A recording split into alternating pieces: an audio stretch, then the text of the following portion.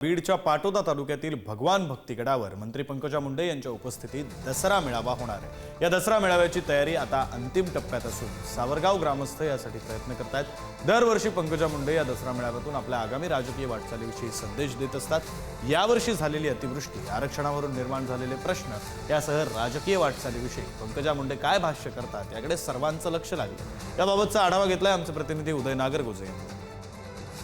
भाजप नेत्या पंकजा मुंडे यांच्या उपस्थितीत बीडच्या पाटोदा तालुक्यातील सावरगाव घाट येथे असलेल्या भगवान भक्तीगडावर उद्या दसरा मेळावा होणार आहे।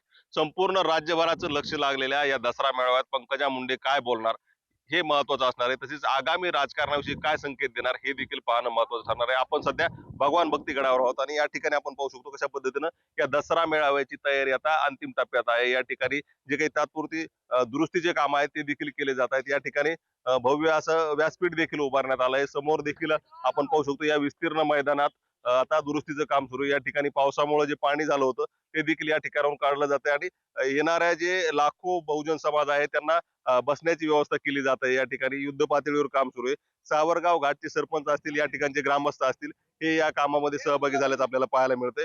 आपल्यासोबत या ठिकाणचे सरपंच आहेत, आपण जाणून घेणार आहोत नेमकं कशा पद्धतीने या सगळ्या दसरा मेळाव्याची तयारी सुरू आहे, साधारणतः किती लोक उपस्थित राहणार आहेत, काय सांगाल सरपंच, कशी तयारी सुरू आहे, साधारणतः किती वाजता दसरा मेळाव्याला प्रारंभ होईल?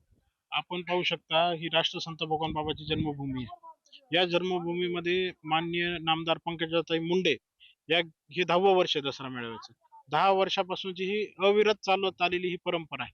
येणाऱ्या भाविक भक्तांसाठी या ठिकाणी जेवणाची सोय आहे, या ठिकाणी नाश्त्याची सोय आहे। 1 लाख पाकिट मुरमुऱ्याचे या ठिकाणी आलेले आहेत आणि गावकऱ्यांच्या वतीने पिठलं भाकरीची देखील या ठिकाणी सोय आहे। अशा पद्धतीने सगळी सोय या ठिकाणी ग्रामस्थांच्या वतीने करण्यात आलेली आहे। ही आमच्यासाठी परंपरा एक चांगली, म्हणजे पहिले बी गडावर, भगवान गडावर जायचो आम्ही ह्या परंपरेला, त्याच्यानंतर आता इथं सुरुवात झाली।